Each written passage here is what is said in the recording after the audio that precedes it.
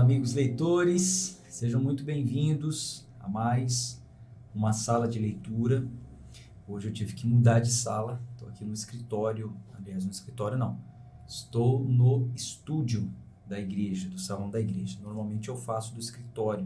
Deixa eu abrir aqui um retorno aqui para mim, para que eu possa ver os comentários de vocês. Não esquece também de dar o seu like, de se inscrever no canal, daí o seu joinha, né? Então, com a graça de Deus, hoje nós vamos iniciar mais uma leitura. Vamos ler Juízes a partir do capítulo 8. Juízes, capítulo 8. Vamos fazer a nossa oração e seguiremos com a nossa leitura. Dona Creuza colocou aí ok. Então, se colocou ok, Silvia Restano também colocou ok. Isso é importante, né? Importante que vocês estejam vendo bem, estejam ouvindo bem. E aí a gente segue então. Vamos orar. Senhor, muito obrigado por mais um encontro nesta sala diária. Esse encontro diário com a Tua Palavra. Te louvamos, exaltamos o Teu nome. O Senhor é muito bom, misericordioso. E quando estamos crescendo em conhecimento, através da leitura, com a interpretação das Sagradas Escrituras. Pedimos sempre a Tua graça, que o Senhor esteja conosco, o Teu Espírito nos trazendo a revelação. Oramos em nome de Jesus. Amém. Então vou compartilhar aqui a Bíblia.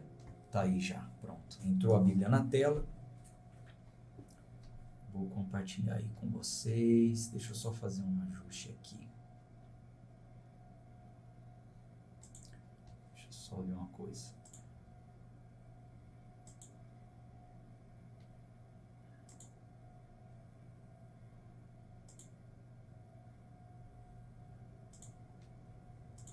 Aí, agora melhorou. Acho que melhorou aí também para vocês. Tá estourando muito claro aqui. Bom, deixa eu só colocar mais um pouquinho de luz aqui. É ao vivo e a cores. Aí. Deixa eu tirar aqui o ajuste automático para não ficar travando a imagem. Pronto. Vamos à leitura. Juízes, capítulo 8, no versículo 1. E os homens de Efraim lhe disseram, lembrando aqui vocês o que aconteceu até aqui. Gideão teve a vitória sobre os midianitas, né? Então, alguns fugiram e Gideão deu a ordem para que os homens de Efraim fossem ao encalço deles, né? Fossem buscá-los, fossem atrás deles. Bom, versículo 1. E os homens de Efraim lhe disseram, por que nos serviste desta forma, ao não nos chamares quando fosses lutar contra os midianitas? Quando Gideão foi lutar contra os midianitas, ele mandou avisar os da sua casa, de Manassés, tocou a trombeta, mas os de Efraim não foram avisados para aquele encontro. E naquele encontro também tinha muita gente. Deus falou para voltar primeiro os tímidos, os covardes, os que estavam com medo, depois aqueles que lamberam a água, né, se debruçaram na água, lamberam com a língua a água também, voltaram. Enfim, ficaram só 300 homens mesmo, né? Uma estratégia do próprio Deus para aquela batalha. E os homens de Efraim não gostaram de ficar sabendo que teve uma batalha e eles não foram convocados. Então, por isso que eles estão questionando aqui a Gideão. Por que nos serviste dessa forma, ao não nos chamares quando foste lutar contra os midianitas? E eles o repreenderam agressivamente. E ele lhes disse, o que eu fiz agora em comparação convosco?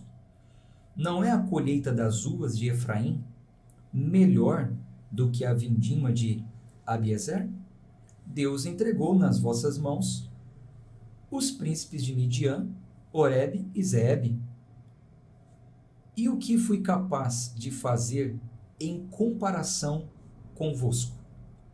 Então a sua ira se aplacou diante dele, quando ele disse isso. Então, Gideão falou aqui, a vitória que vocês tiveram, vocês estão reclamando do quê? Deus entregou na mão de vocês os príncipes de Midian, Oreb, Zeeb. O que eu fui capaz de fazer mais do que vocês? Vocês também tiveram uma grande vitória, vocês estão reclamando do quê? Né?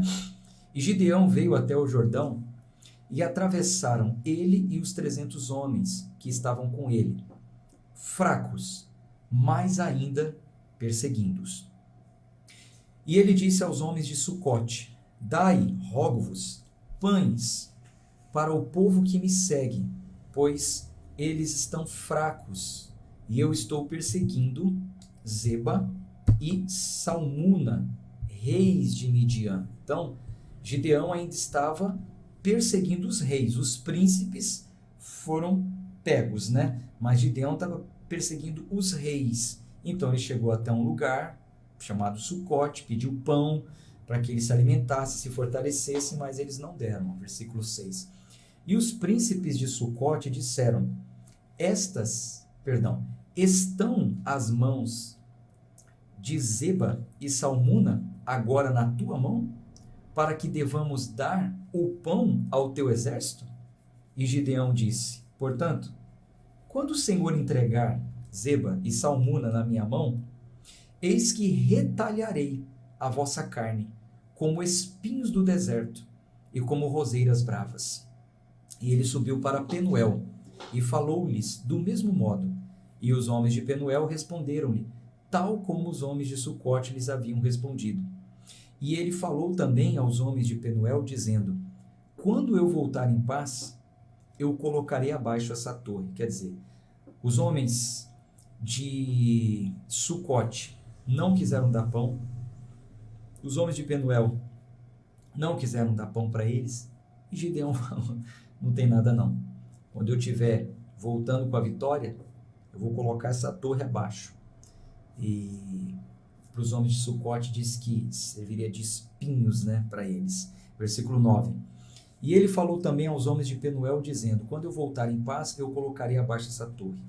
Versículo 10. Ora, Zeba e Salmuna estavam em Carcor, e com eles os seus exércitos, cerca de 15.000 homens, todos os que foram deixados de todos os exércitos dos filhos do Oriente, pois ali caíram 120.000 homens que empunhavam a espada.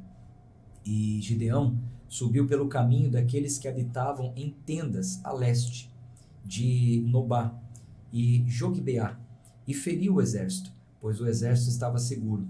E quando Zeba e Salmuna fugiram, ele os perseguiu e aprisionou os 2 reis de Midian, Zeba e Salmuna, e desmantelou todo o exército. E Gideão, filho de Joás, retornou da batalha antes de o sol nascer, e tomou um jovem dos homens de Sucote, e lhe indagou, e lhe descreveu os príncipes de Sucote e os seus anciãos, que eram 77 homens. E ele veio até os homens de Sucote e disse, vede, aqui Zeba e Salmuna, com os quais vós me repreendestes, dizendo, estão as mãos de Zeba e Salmuna agora na tua mão, para que devamos dar o pão aos teus homens que estão exaustos? E ele pegou os anciãos da cidade, e espinhos do deserto, e roseiras bravas, e com isso ele ensinou os homens de Sucote. Quando ele foi até os homens de Sucote, na ida para a guerra, pediu para alimentá-los. Os homens falaram, por acaso Zeba e Salmuna já está nas suas mãos para você querer pedir alguma coisa, exigir alguma coisa da gente? Gideão falou, tem nada não, na volta vocês vão ver. E aí na volta estava lá Gideão com Zeba e Salmuna e falou, agora aqui, ó eles aqui. Gideão deu o troco, né? Versículo 16, né? Ele pegou os anciãos da cidade, espinhos do deserto e roseiras bravas, e com isso ele ensinou os homens de Sucote. E ele derrubou a torre de Penuel e matou os homens da cidade. Depois, ele disse a Zeba e Salmuna, que tipos de homens eram aqueles que vós matáveis em Tabor? E eles responderam, assim como tu és, também eram eles. Cada um assemelhava-se a um filho de um rei.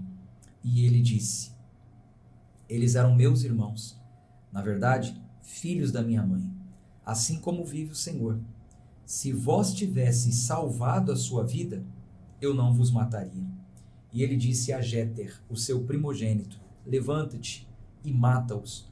Porém o jovem não desembainhou a sua espada, pois temeu, por ser ele ainda um jovem. Então Zeba e Salmuna disseram: levanta-te e cai sobre nós, pois como é o homem, também é a sua força.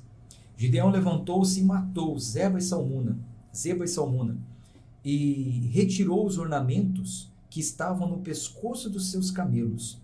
Então os homens de Israel disseram a Gideão: governa tu sobre nós, tanto tu como teu filho, e o filho do teu filho, pois tu nos libertastes da mão de Midian. Então, depois que Gideão conclui a vitória matando os reis, né?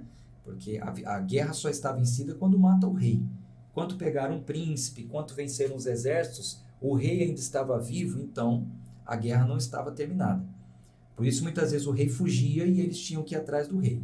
Então, Gideão mata os reis, e aí o povo fala: governa sobre nós. Seja o nosso juiz, você, seu filho, o seu neto, que a sua família venha nos governar. Versículo 23. Deixa eu só colocar aqui no não perturbe, senão vai chegar a ligação e vai atrapalhar. Versículo 23. E Gideão lhe disse: eu não governarei sobre vós, tampouco meu filho governará sobre vós, mas o Senhor governará sobre vós. E Gideão lhes disse: eu desejaria um favor de vós, que me deis, cada homem, os brincos do seu despojo, pois eles tinham brincos de ouro nas orelhas, porque eram ismaelitas. E eles responderam voluntariamente: nós os daremos. E eles estenderam uma veste, e nela todo homem lançou os brincos do seu despojo. E o peso dos brincos de ouro que ele pedira foi de 1.700 shekels, além de ornamentos e colares e vestes púrpuras que vestiam os reis de Midian, e além das correntes que estavam pendentes nos pescoços dos camelos. Versículo 27, agora aqui preste atenção nisso. E Gideão fez disso um éfode. Gideão fez disso um éfode. Então, Gideão recolheu todo o ouro que o povo deu para ele e fez um éfode. E o pôs na sua cidade, em Ofra, na cidade de Gideão, em Ofra. E todo Israel foi para lá, a fim de prostituir-se após ele, o que se tornou uma armadilha para Gideão e para a sua casa. Então veja, vamos interpretar isso aqui. Os textos que nós estamos lendo são narrativos, históricos, mas aqui tem um ponto que é preciso a gente interpretar. Então Gideão pega o ouro que deram para ele e faz um éfode. Você lembra o que é um éfode? Quem lembra o que é um éfode? Coloca aí nos comentários. O que é um éfode? Nós lemos lá nos livros de Moisés, quando Deus pediu para fazer um éfode e colocar sobre uma pessoa. Quem? Que figura é essa? Qual é a figura que usaria um éfode? Eu vou aguardar aqui uns 30 segundos, que é o tempo de atraso, né, do ao vivo. Eu gostaria que você colocasse. Quem não sabe, coloca não sei. Quem não lembra, fala não lembro. Quem se lembra, fale. Acho isso, mas participe. O que é um éfode? Eu mostrei imagens para vocês do éfode. O que é um éfode? Então, Gideão fez disso um éfode e o pôs na sua cidade em Ofra. Eu acho que eu estou sem nenhuma imagem aqui do éfode para mostrar para vocês.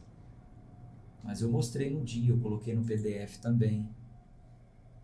Mandei lá no PDF para vocês. Deixa eu ver se eu tenho a imagem de um éfode aqui.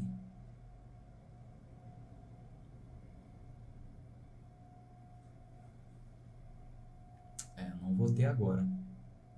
mas está no PDF que eu mandei para vocês. Deixa eu ver uma coisa aqui.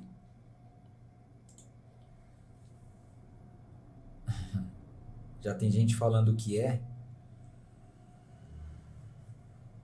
Diz que o Telegram voltou a funcionar, né? Deixa eu ver lá nos PDFs lá do Telegram. Deixa eu lá no canal. Qual foi o dia que eu mandei o EFOD para vocês, hein? No canal do Telegram. Ah, agora eu não vou saber. Agora eu não vou saber o dia exato. Isso. Um peitoral. Um peitoral. É uma das... esse nome aqui, ó. Sanctuary Mink. Colocou uma das peças das vestimentas dos sacerdotes. Exatamente. Peitoral. Éfode. Era aquele que colocava assim para... Vamos pegar esse éfode aqui para mostrar para vocês, vai. Pastor, mas por que é tão importante falar sobre isso? Você vai entender, peraí. Éfode sacerdotal.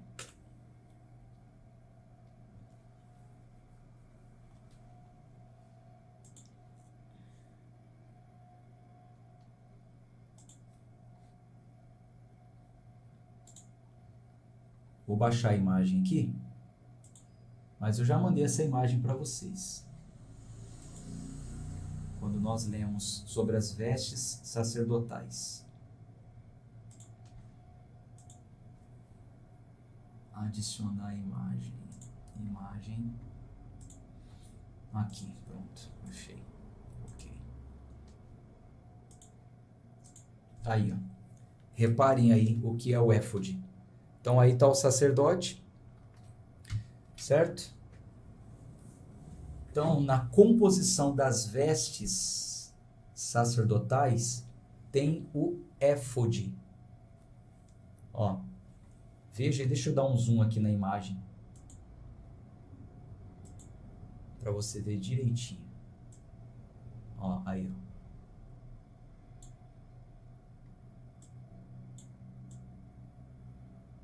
O éfode é esse aí, ó, todo colorido aí, ó. Tá vendo? Deixa eu dar mais um ainda, ó. Esse aí é o éfode. Por cima do éfode tinha esse peitoral com as pedras, tá vendo? O urim tumim dos lados, as pedras representando as tribos. O éfode era como se fosse um colete, né? Aí, ó. Pronto. Deu para entender, né? Certo. Então, deixa eu tirar aqui do arquivo do Telegram e colocar na Bíblia. Então, Gideão fez disso um éfode e o pôs na sua cidade, em Ofra. E todo Israel foi para lá, a fim de prostituir-se após ele, o que se tornou uma armadilha para Gideão e para a sua casa. Então veja, olha só, Gideão, por ordem de Deus, ele tinha construído um altar em Ofra. Quando aqui no versículo fala, ó, Gideão fez disso um éfode e pôs na sua cidade em Ofra, era a cidade dele. Em Ofra, Gideão também já tinha levantado um altar. Você se lembra que nós falamos isso no capítulo 6? Ó, capítulo 6, versículo 24. Deus tinha falado com Gideão, apareceu para ele lá, versículo 24. Então Gideão edificou ali um altar ao Senhor. Edificou ali um altar ao Senhor e o chamou de Jeová Shalom. E até este dia ainda está em Ofra. Então, em Ofra já tinha um altar. Um altar que foi levantado ao Senhor. O que Gideão faz? Gideão pega e constrói também, prepara um éfode. O que é um éfode? Éfode é uma composição das vestes sacerdotais. O que Gideão pensa? Bom, eu já tenho um altar lá em Ofra. Agora, eu vou preparar as vestes para um sacerdote, porque se eu já tenho um altar lá, agora eu só preciso de um sacerdote para que lá na minha cidade, ali mesmo a gente consulte a Deus. Ali mesmo a gente tem um altar, não preciso para lugar nenhum. E ali a gente vai consultar a Deus, ali a gente vai adorar a Deus, a gente vai servir naquele altar. Não preciso mais buscar outro altar. Mas o que acontece com isso? O que acontece? Com isso, diz o texto, e Gideão fez disso um éfode e pôs na sua cidade em Ofra. E todo Israel foi para lá, a fim de prostituir-se após ele. Então, com isso, eles prostituir-se aqui no sentido de idolatria, tá? De idolatria. Então, eles foram para lá para idolatrar o que Gideão tinha feito. Então, eles foram para lá a fim de prostituir-se, a fim de idolatrar aquela veste sacerdotal que Gideão inventou. Então, o povo passou a ir para lá para perguntar qual é a vontade de Deus, sendo que o verdadeiro éfode, a verdadeira forma de falar com Deus já existia. Eles já tinham um sacerdote consagrado, eles já tinham um altar preparado, um lugar onde eles deveriam ir. E nós lemos isso nos livros anteriores. Vocês se lembram que Josué, depois de atravessado, refez o pacto, levantaram um altar, é nesse altar. Vocês se lembram que Moisés tinha falado o seguinte, olha, quando vocês forem lá, procurem saber qual é o lugar onde terá um altar, e para lá ireis. É nesse lugar que vai ficar a tribo de Levi, é ali que os sacerdotes ficarão, é ali que vocês devem viajar para adorar o Senhor. Vocês se lembram que as 2,5 tribos que ficaram antes do Jordão levantaram um altar também? Aí ia dar briga, que o povo do lado de cá pensou que eles tinham levantado um altar para adorar a Deus ali e dividir. Lembra que ia dar essa briga? E aí o que eles falaram? Não, a gente só está levantando um altar simbólico aqui, para que todos aqui saibam que nós adoramos o mesmo Deus que está do outro lado. Quando for para adorar a Deus, nós vamos passar para o outro lado. Esse altar aqui é só para que esse povo nunca se esqueça que nós servimos ao mesmo Deus que vocês servem. Pronto.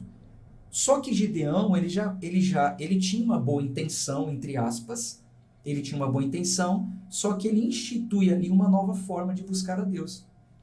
Eu já tenho um altar em Ofra, agora eu vou construir um éfode, que é a parte mais difícil e mais cara, né, da veste sacerdotal, e aí a gente consulta a Deus lá mesmo. E isso levou o povo à prostituição. Por isso que o texto diz assim, vamos ler de novo, versículo 27. E Gideão fez disso um éfode, e o pôs na sua cidade em Ofra. E todo Israel foi para lá a fim de prostituir-se após ele. Prostituir-se após ele. O que se tornou uma armadilha para Gideão e para sua casa. Então veja que isso acabou se tornando uma armadilha para a casa de Gideão, e nós vamos ver isso no capítulo anterior, como isso foi prejudicial. Embora a intenção de Gideão fosse boa, ele manifestou um desejo de estabelecer ali uma religião, uma forma do povo se conectar com Deus, mas o povo já tinha uma forma pré-estabelecida.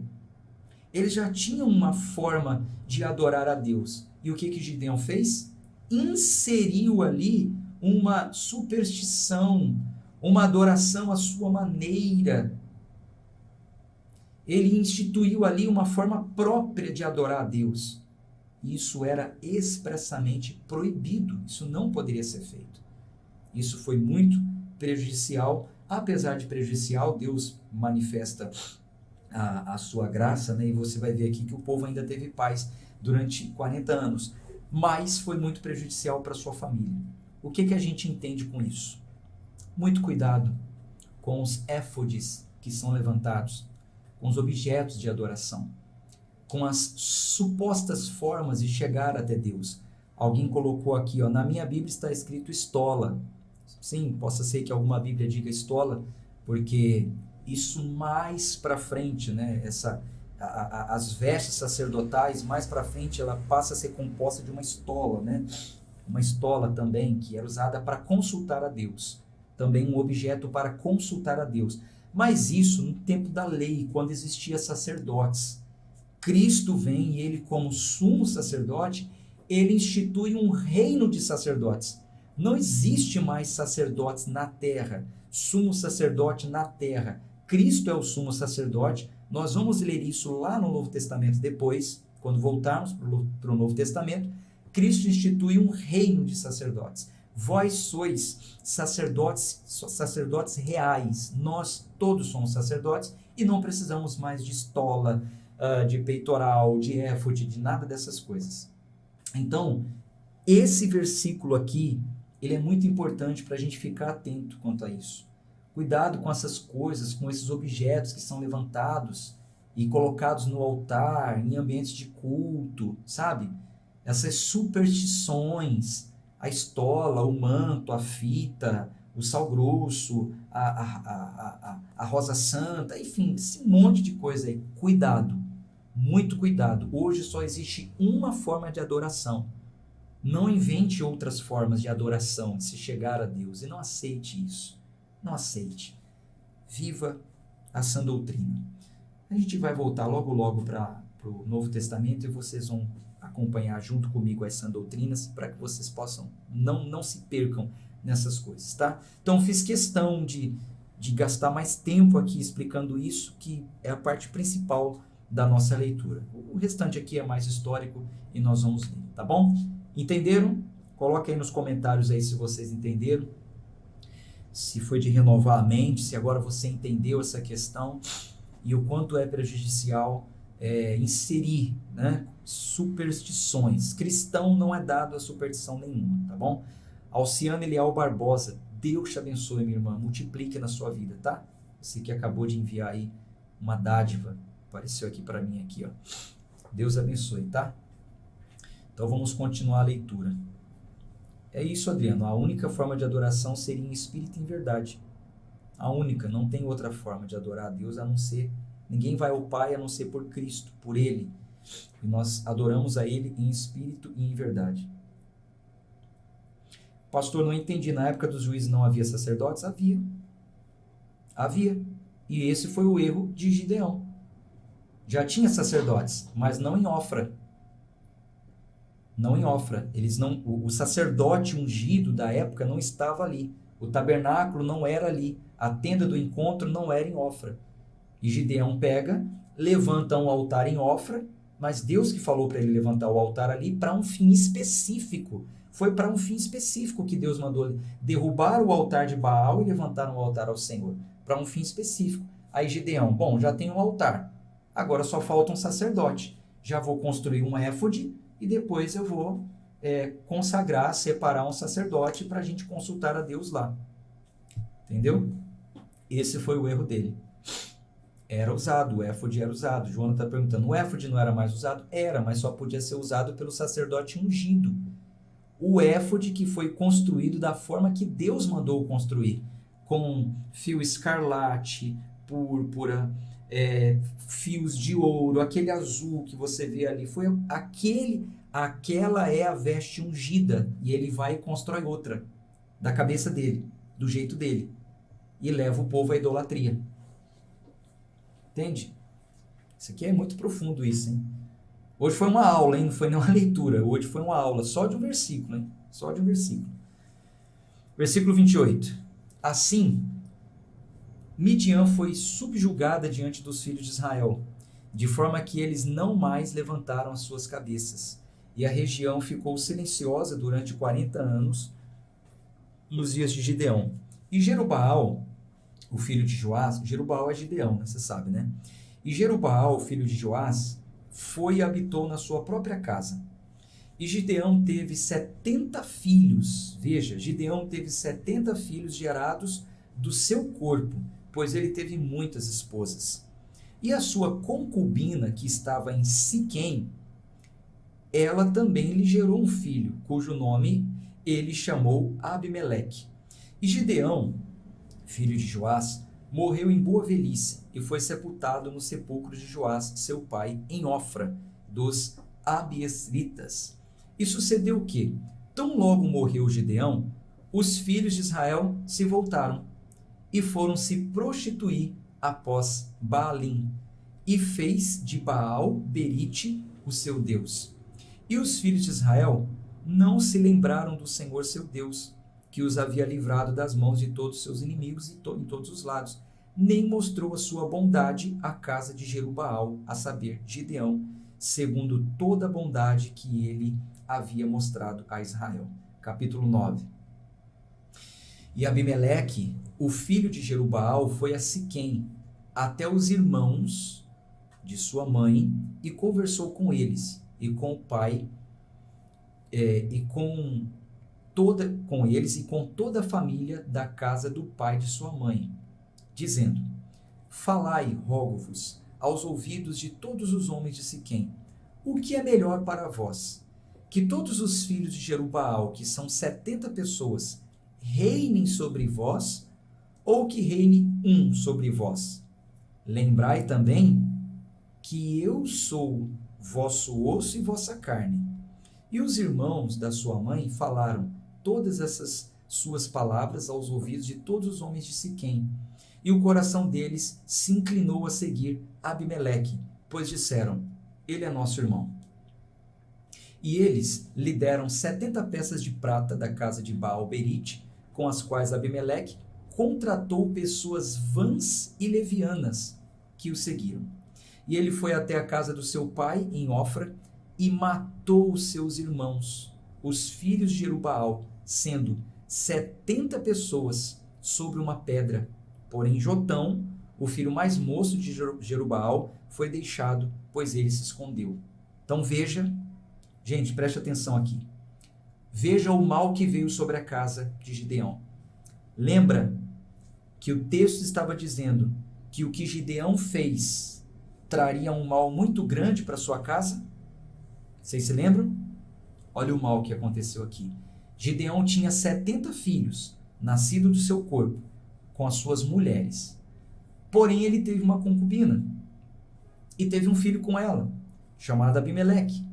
O que aconteceu? Abimeleque vai à sua terra, fala: Gideão morreu. O que vocês preferem? Que os 70 filhos de Gideão reinem sobre vocês ou um só? Porque eu também sou filho. Vocês preferem que eles reinem ou que eu reine? Aí eles falaram: bom, você reina. Então ele pediu vestes para eles, condição, dinheiro. Com aquilo que ele recebeu, Abimeleque contratou pessoas vãs, pessoas contratadas para fazer mal. E o que ele fez? Foi lá na casa do pai dele, em Ofra, e matou os 70 irmãos. Só escapou um, o filho mais novo, chamado Jotão. Versículo 6. E todos os homens de Siquém se reuniram, e toda a casa de Milo, e foram e fizeram de Abimeleque rei, junto à planície da coluna que estava em Siquém. E quando contaram a Jotão, ele foi-se e pôs em pé no cume do monte Gerizim, e ergueu a sua voz, e gritou e lhes disse: Atentai-me, vós homens de Siquém, para que Deus possa atentar a vós. Então, ele vai agora falar uma parábola. Veja. As árvores foram certa vez ungir um rei sobre elas, e disseram à oliveira: reina tu sobre nós. Porém, a oliveira disse a eles: deveria eu deixar a minha gordura, com a qual, por mim, honra a Deus e aos homens, para ser promovida acima das árvores? E as árvores disseram à figueira: vem tu e reina sobre nós. Porém a figueira disse a elas: deveria eu abandonar a minha doçura e o meu bom fruto para ser promovida acima das árvores? Então disseram as árvores à videira: vem tu e reina sobre nós. E a videira lhes disse: deveria eu deixar o meu vinho, que alegra Deus e os homens, para ser promovido acima das árvores? Então disseram todas as árvores ao espinheiro: vem tu e reina sobre nós. E o espinheiro disse às árvores: se verdadeiramente ungires-me rei sobre vós, então vinde, ponde a vossa confiança na minha sombra, e se não, que o fogo saia da silveira e devore os cedros do Líbano. Agora, portanto, se agiste verdadeira e sinceramente ao constituir Abimeleque rei, e se tratastes bem a Jerubaal e a sua casa, e lhes fizeste segundo o merecimento das suas mãos, pois o meu pai lutou por vós, e longe arriscou a sua vida e vos livrou das mãos de Midian, e vós levantastes contra a casa de meu pai nesse dia, vós vos levantastes contra a casa de meu pai nesse dia, e assassinastes os seus filhos, 70 pessoas sobre uma pedra, e fizeste de Abimeleque, o filho da sua serva, rei sobre os homens de Siquém, por verdadeira e sinceramente, para com Jerubaal e a sua casa neste dia, então regozijai-vos com Abimeleque, e deixa-o também regozijar-se em vós, mas se não, que o fogo saia de Abimeleque, e devore os homens de Siquém, e a casa de Milo, e que o fogo saia dos homens de Siquém, e da casa de Milo, e devore Abimeleque. E Jotão correu para longe e fugiu, e foi até Beer, e lá habitou, por temer Abimeleque, seu irmão. Então, Jotão sobe num lugar alto, conta ali a parábola das árvores, né?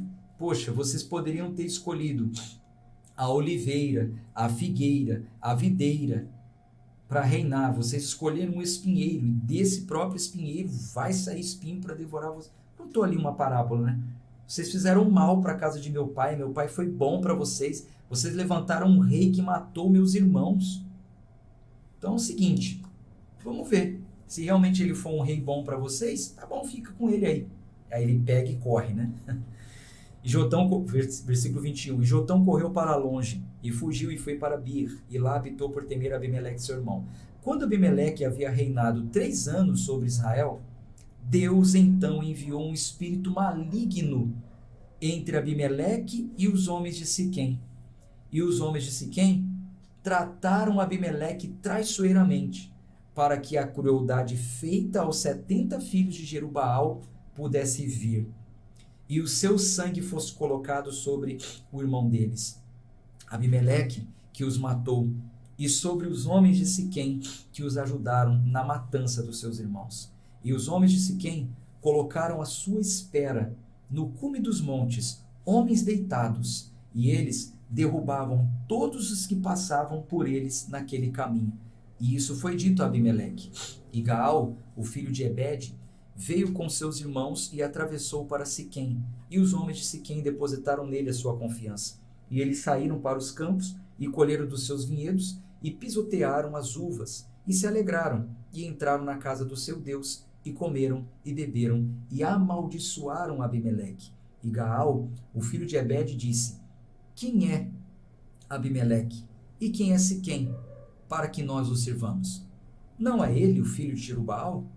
E Zebum, o seu oficial, servia aos homens de Ramor, serve aos homens de Ramor, o pai de Siquém. Afinal, por que nós deveríamos servi-lo? Então, esses homens se reuniram, beberam e conspiraram. Por que a gente vai ficar servindo ele? Versículo 29. E quisera Deus, este povo estivesse debaixo da minha mão. Eu, então, removeria Abimeleque. E ele disse a Abimeleque: aumenta o teu exército e sai.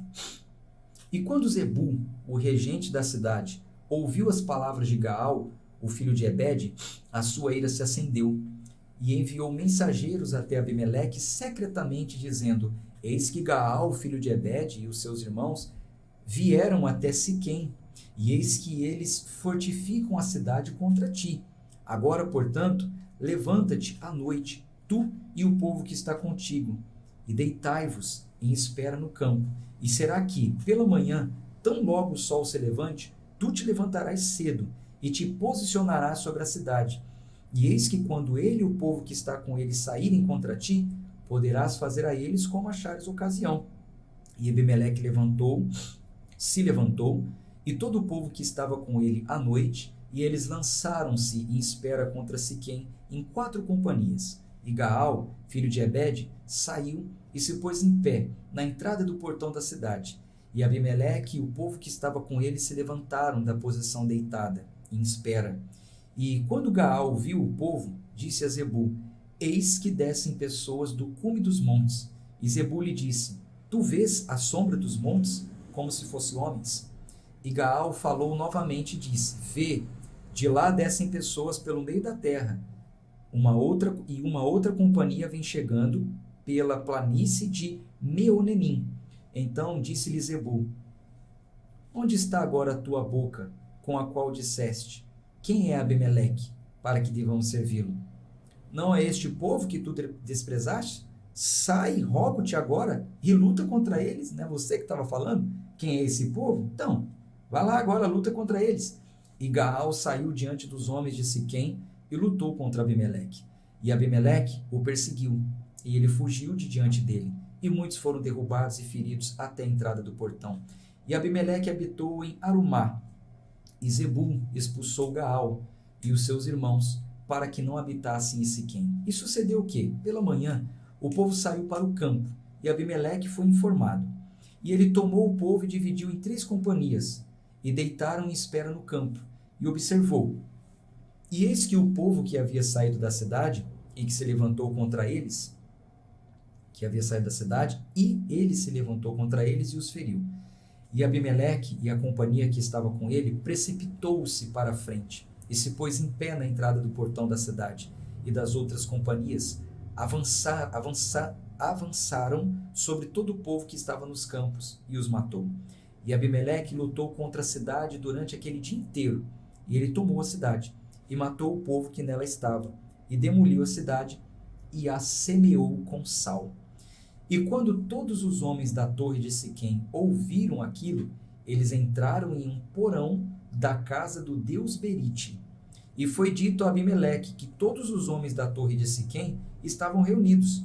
E Abimeleque subiu o monte Salmão, ele e todo o povo que estava com ele, e Abimeleque pegou um machado na sua mão e cortou um galho das árvores. E o pegou e o colocou sobre o seu ombro, e disse ao povo que estava com ele: o que me viste fazer? Apressai-vos, e fazei tal como eu fiz. E de modo semelhante todo o povo, cada qual cortou o seu galho, e seguiu Abimeleque, e os colocaram no portão, e atearam fogo sobre eles no portão, de modo que todos os homens da torre de Siquém também morreram, cerca de 1000 homens e mulheres. Então Abimeleque foi a Tebes e acampou contra Tebes e a tomou. Havia, porém, uma torre forte dentro da cidade, e para lá fugiram todos os homens e mulheres, e todos os da cidade e a trancaram para eles, e os fizeram subir até o topo da torre. E Abimeleque veio até a torre e lutou contra ela, e investiu fortemente contra a porta da torre para incendiá-la com fogo. E uma certa mulher atirou um pedaço de mó sobre a cabeça de Abimeleque, e o seu crânio se quebrou. Então Abimeleque vinha ali, só vencendo. Abimeleque é aquele que matou 70 irmãos. Então ele vinha ali vencendo, até que chegou em um lugar onde as pessoas estavam em uma torre. Ele cercou a torre, mas lá de cima da torre uma mulher jogou uma pedra que bateu na sua cabeça. Versículo 54. Então ele chamou apressadamente o seu moço, o escudeiro, e lhe disse: desembainha tua espada e me mata, para que os homens não digam: uma mulher me matou. E o seu moço o atravessou e ele morreu. E quando os homens de Israel viram que Abimeleque estava morto, partiram, cada qual para o seu lugar. Assim, Deus retribuiu a impiedade de Abimeleque, a qual ele fez ao seu pai, ao matar os seus 70 irmãos. E todo o mal dos homens de Siquém, Deus retribuiu sobre as suas cabeças, e sobre eles veio a maldição de Jotão, filho de Jerubaal. Então, aquilo que Jotão, filho mais novo de Gideão, disse que ia acontecer, aconteceu. Capítulo 10. É mais histórico, né? E depois de Abimeleque, levantou-se Tola, filho de Puá, filho de Dodô, um homem de Issacar, para defender Israel. E ele habitou em Samir, no monte Efraim. E ele julgou Israel por 23 anos, e morreu, e foi sepultado em Samir. E depois dele, levantou-se Jair, um gileadita, e julgou Israel por 22 anos. E ele teve 30 filhos, que montavam 30 jumentos potros, e tinha 30 cidades, que são chamadas Avote Jair até esse dia, as quais estão na terra de Gileade. E Jair morreu e foi sepultado em Camon. E os filhos de Israel voltaram a fazer o mal diante dos olhos do Senhor e serviram a Baalim, Astarote, e os deuses da Síria, e os deuses de Sidom, e os deuses de Moabe, e os deuses dos filhos de Amon, e os deuses dos filisteus, e abandonaram o Senhor e não serviram. E a ira do Senhor se acendeu contra Israel, e ele os vendeu às mãos dos filisteus e às mãos dos filhos de Amon. E naquele ano eles atormentaram e oprimiram os filhos de Israel. 18 anos oprimiram a todos os filhos de Israel que estavam além do Jordão, na terra dos amorreus, que está em Gileade. Além disso, os filhos de Amon atravessaram o Jordão para lutar também contra Judá e contra Benjamim e contra a casa de Efraim, de modo que Israel ficou sobremaneira aflito. E os filhos de Israel clamaram ao Senhor, dizendo: contra ti pecamos, porque abandonamos o nosso Deus e também servimos a Baalim. E o Senhor disse aos filhos de Israel: não vos libertei dos egípcios, e dos amorreus, e dos filhos de Amon, e dos filisteus? Os sidônios, e os amalequitas, e os maonitas também vos oprimiram. E vós clamastes a mim, e eu vos libertei da sua mão. Contudo, vós me abandonastes, servistes a outros deuses, pelo que eu não mais vos libertarei. Ide e clamai aos deuses que vós escolhestes, que eles vos libertem, no tempo da vossa tribulação. E os filhos de Israel disseram ao Senhor: pecamos, faz conosco o que te parecer bom, porém, liberta, rogamos-te neste dia. E eles puseram de lado os deuses estranhos que tinham entre eles e serviram ao Senhor, e a sua alma ficou consternada com a desgraça de Israel. Então os filhos de Amon se reuniram e acamparam em Gileade, e os filhos de Israel se ajuntaram todos e acamparam em Mispá. E o povo e os príncipes de Gileade disseram uns aos outros: que homem é aquele que começará a lutar contra os filhos de Amon? Ele será o cabeça sobre todos os habitantes de Gileade. Então eles se consertaram com Deus. Vamos para a guerra. Agora, quem vai ser o nosso líder? Capítulo 11. Ora, Jefité, o gileadita, era um homem poderoso e valente. E ele era filho de uma prostituta. E Gileade gerou Jefité. E a mulher de Gileade deu-lhe à luz filhos. Os filhos da sua mulher cresceram, e eles expulsaram Jefité. E lhe disseram: tu não herdarás a casa do nosso pai, pois tu és filho de uma mulher estranha. Então Jefité fugiu dos seus irmãos e habitou na terra de Tobi. E ali estavam reunidos com Jefité homens vãos, e eles saíram com ele. E sucedeu o quê? Com o passar do tempo, os filhos de Amon perpetraram guerra contra Israel. E assim foi que, quando os filhos de Amon perpetraram guerra contra Israel, os anciãos de Gileade foram retirar Jefité da terra de Tobi. E eles disseram a Jefité: vem e sê o nosso capitão, para que possamos lutar contra os filhos de Amon. E Jefité disse aos anciãos de Gileade: não me odiaste? Não me expulsaste da casa de meu pai? E por que agora vindes a mim, agora quando estás em aflição?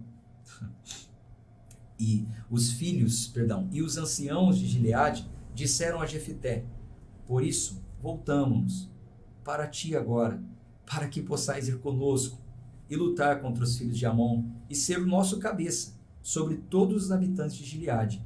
E Jefité disse aos anciãos de Gileade: se vós me trouxerdes de volta para casa para lutar contra os filhos de Amon, e o Senhor os entregar diante de mim, serei eu vosso cabeça? E os anciãos de Gileade disseram a Jefité: o Senhor seja testemunha entre nós, se não procedermos de acordo com as tuas palavras. Então Jefité foi com os anciãos de Gileade, e o povo fez dele o cabeça e o capitão sobre eles. E Jefité declarou todas as suas palavras diante do Senhor em Mispá. E Jefité enviou mensageiros até o rei dos filhos de Amon, dizendo: o que tens tu para fazer comigo? O que tens tu para fazer comigo, que vieste contra mim para lutar na minha terra? E o rei dos filhos de Amon respondeu aos mensageiros de Jefité: como Israel tomou a minha terra quando subiu do Egito, desde Arnon até o Jaboque e até o Jordão, agora, portanto, restitui aquelas terras novamente de modo pacífico. E Jefité enviou mensageiros novamente ao rei dos filhos de Amon. E lhes disse: assim diz Jefité: Israel não tomou a terra de Moabe, nem a terra dos filhos de Amon. Mas quando Israel subiu do Egito e caminhou através do deserto até o Mar Vermelho e chegou a Cádiz, então Israel enviou mensageiros ao rei de Edom, dizendo: deixa-me, rogo-te, passar através da tua terra. Mas o rei de Edom não quis dar ouvidos. E de modo semelhante, eles enviaram ao rei de Moabe, mas ele não quis consentir. E Israel permaneceu em Cádiz. Depois eles seguiram através do deserto e circuncidaram a terra de Edom e a terra de Moabe, e vieram pelo lado leste da terra de Moabe, e acamparam no outro lado de Arnon, mas não entraram no limite de Moabe, pois Arnon era o limite de Moabe. E Israel enviou mensageiros até Seom, rei dos amorreus, o rei de Esbom, e Israel lhe disse: deixa-nos passar, rogamos-te, através da sua terra, para o meu lugar. Porém Seom não confiou que Israel passasse através do seu termo, mas Seom reuniu todo o seu povo e acampou em Jaza e lutou contra Israel. E o Senhor, Deus de Israel, entregou Seom e todo o seu povo na mão de Israel. E eles entraram e os feriram. Assim Israel possuiu toda a terra dos amorreus e os habitantes daquela região. E eles possuíram todos os termos dos amorreus, desde Arnon até o Jaboque, e desde o deserto até o Jordão. Então o Senhor Deus de Israel desapropriou os amorreus diante do seu povo, Israel, e deverias tu possuí-lo? Então, ele explicou tudo aquilo que a gente já leu isso aqui. Quando Moisés estava indo rumo à terra prometida, teria que passar por esses territórios. Moisés disse: nós vamos passar em paz. Eles não deixaram, eles não quiseram, então tudo bem. Moisés e o povo deram a volta, só que depois Deus deu vitória para o povo de Israel, e todo aquele povo perdeu o território. Então não foi que eles quiseram fazer guerra. Versículo 24. Não possuirás tu aquilo que o teu Deus, Quemós, dá-te para possuires?